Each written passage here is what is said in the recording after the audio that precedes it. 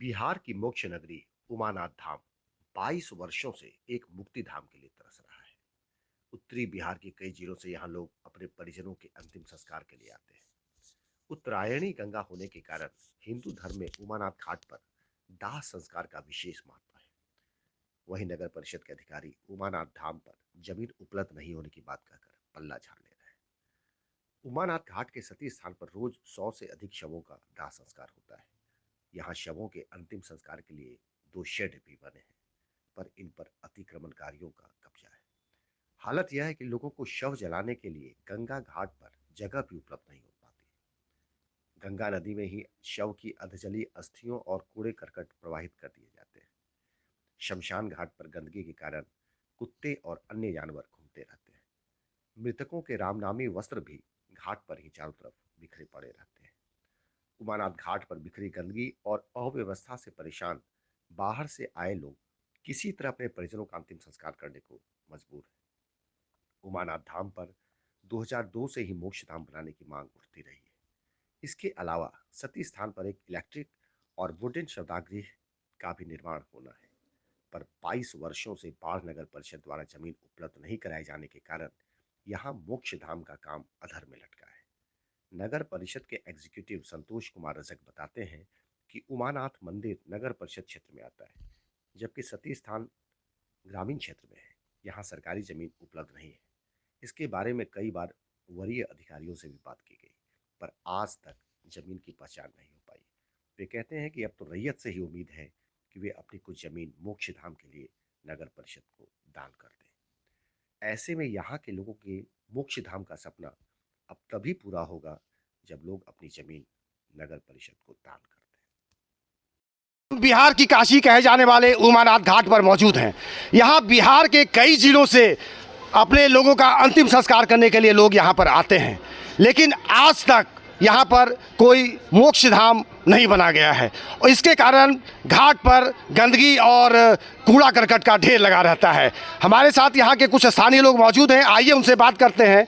जी क्या नाम है बाबा आपका?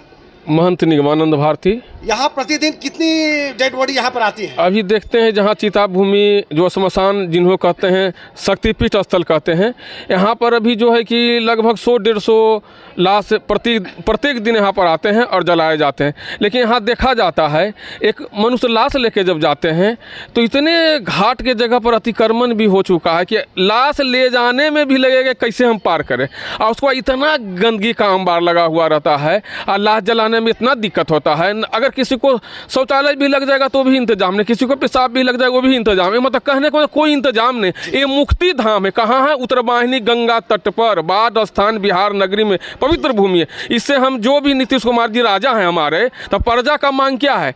राजा का अधिकार है कि प्रजा का जो भी जरूरत होता है वो कार्य को पूर्ण करना चाहिए। बात करते हैं, आपको लगता है कि हाँ मुक्ति धाम की जरूरत है? हाँ जी, मुक्ति धाम का जरूरत है।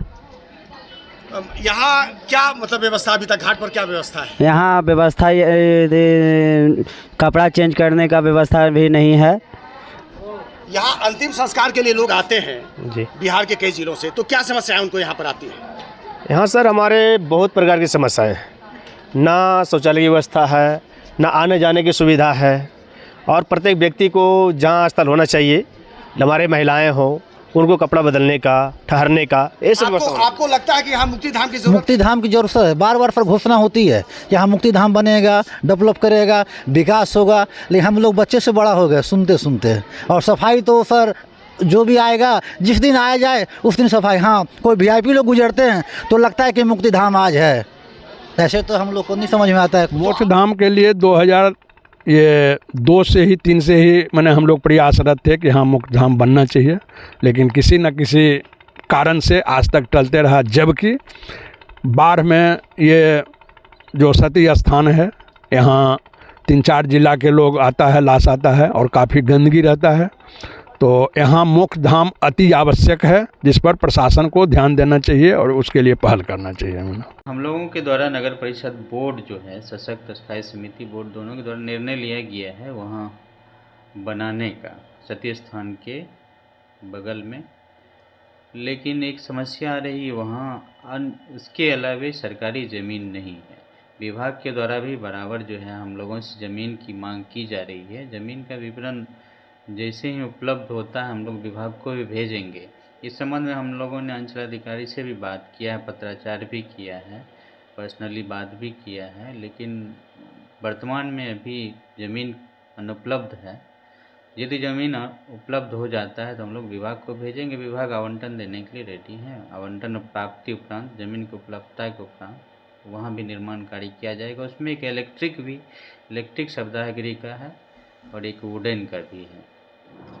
क्योंकि मामला सर बहुत पुराना हो गया सर, 2003 से लगातार वहाँ मांग चल रही है सर। बात सही है, बहुत पुराना मैटर है, लेकिन वही मेन तो ज़मीन समस्या आ रही है। सती स्थान के बगल में जहाँ अभी संचालित हो रहा है शवदाह का कार्य, उसके बगल में वो शहरी क्षेत्र नहीं होकर ग्रामीण क्षेत्र में आ जाता है। इसके चलते भी एक समस्या आ रही है।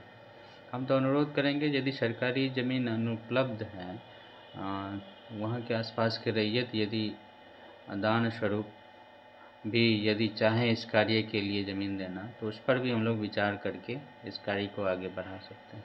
आप देख सकते हैं कि बिहार की मोक्ष नगरी में करीब 23 साल हो गए और नगर परिषद आज तक यहाँ मोक्ष धाम के लिए ज़मीन भी उपलब्ध नहीं करा पाई है। अब देखना है कि नए कार्यकारी अध्यक्ष के आने के बाद नगर परिषद नए ज़मीन की फिर से तलाश शुरू कर रही है और बाढ़ वासियों को कब तक मोक्ष धाम का लाभ मिल पाता है।